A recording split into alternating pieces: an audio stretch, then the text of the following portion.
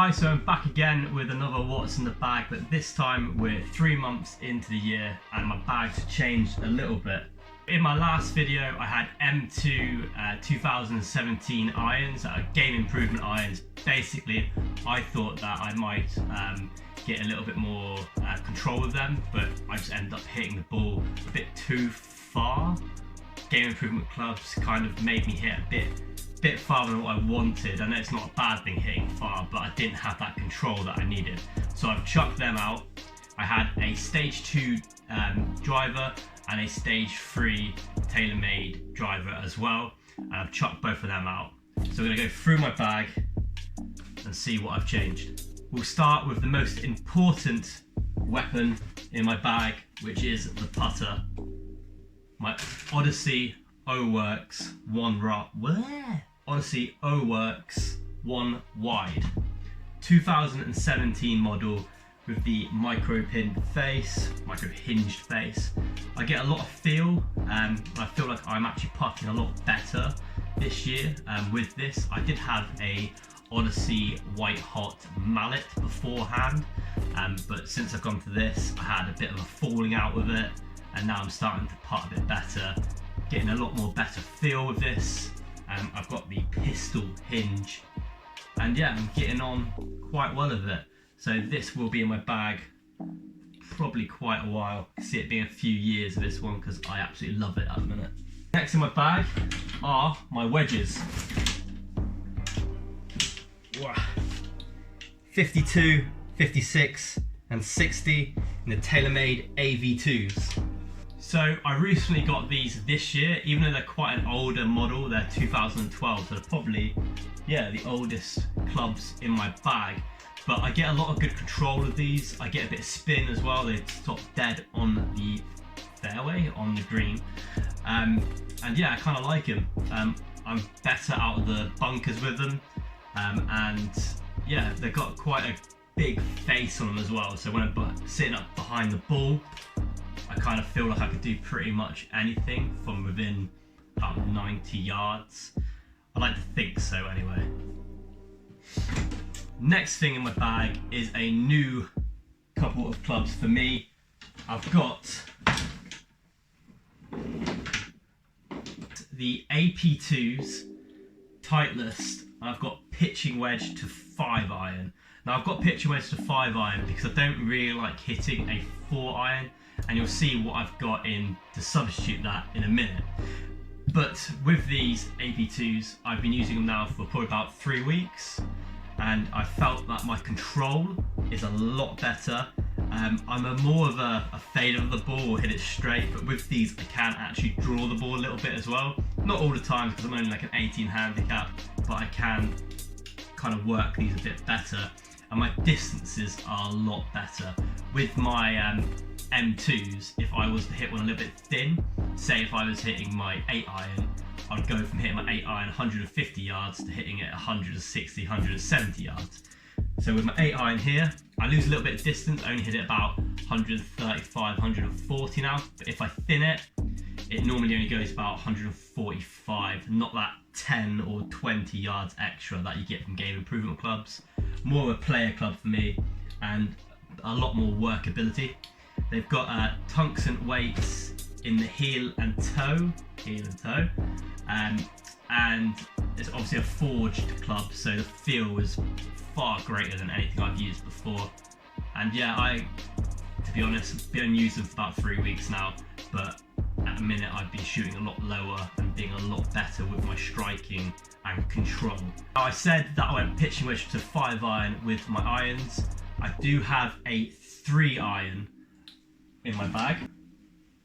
So my 3 iron is the MP64, which is a 2015 Mizuno 3 iron. I've got it in a stiff shaft, extra stiff shaft. What I didn't say about my other irons, obviously my wedges are stiff shaft, but my irons are extra stiff shaft because I went to American Golf and actually got tested to see what my actual fittings were, and I was hitting a stiff before and now I'm hitting an extra stiff, so that might be helping out with a little bit of my control as well.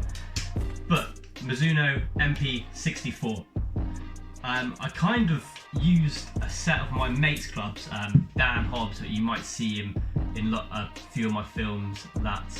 He's called the Bandito. I kind of used a set whilst I was waiting to get my AP2s, and I used the whole set from 3 to pitching wedge with these Mizunos, and I absolutely love them, but I love the 3-iron more than anything.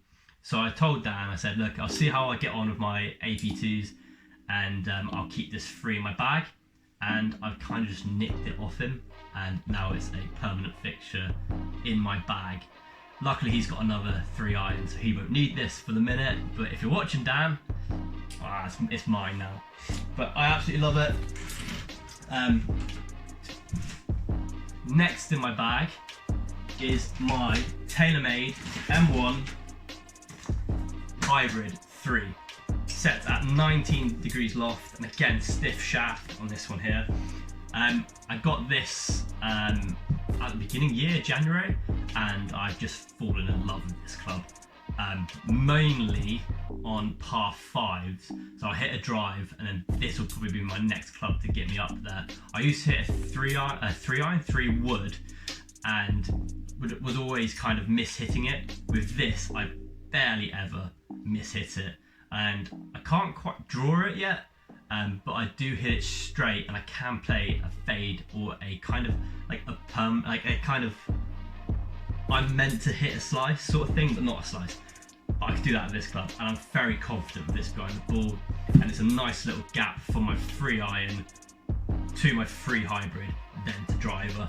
So it's good off the tee, good off the deck, kind of says what it is really. It's a rescue, and it rescues me all the time, and I absolutely love this club. The big club in the bag, my driver. Now, I've got this in extra stiff, and it's the M1 8.5 degrees loft 2017 model with the little dials in. I've got it set on a bit of a draw and low spin. It's not the saviour having it as a draw setting or fade setting. It isn't going to help you overnight. It's more of something that kind of in my head I think, yeah, it might help a little bit, and it does help a little bit, but mainly it's down to your swing and how you're hitting. First time I took this out in the course, I was very tempted to send it back, but I've used it a few more times since, and I've got on with it, and I'm starting to really like it now. Distance wise, it probably goes like an extra 20 yards more than my old TaylorMade Stage 2, which is nice. It is 5 years newer, so I would expect it to go a little bit further, but I mean, the white finish, you can see the white finish in there, and the kind of carbon head, it just looks sexy behind the ball, very shiny, and yeah, I mean, everything about it I kind of like. I did hit the Maverick a while ago, and that would be my dream driver, but I'm not spending 400 quid.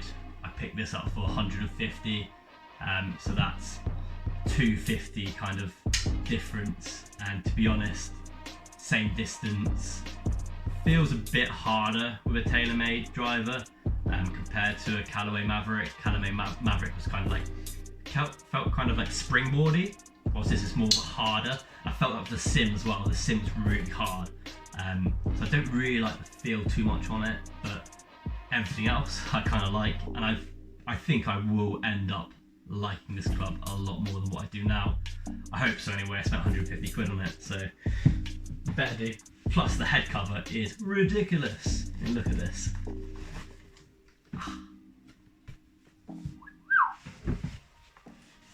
So that is my what's in the bag. On my Instagram, I've been posting a few pictures of me getting new clubs and stuff, and a lot of people have said you should do another what's in the bag because you haven't done one since January, since you begun the year, and a lot has changed in my bag since then.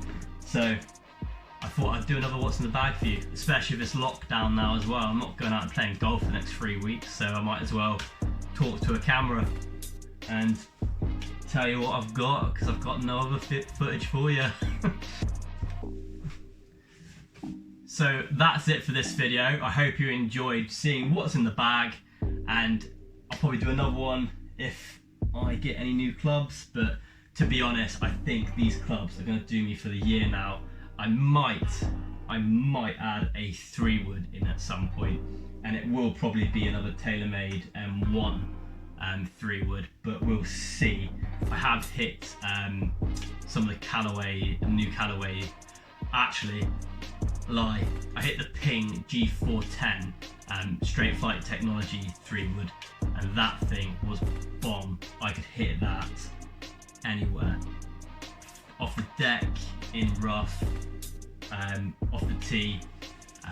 Everything I hit with that was just perfect.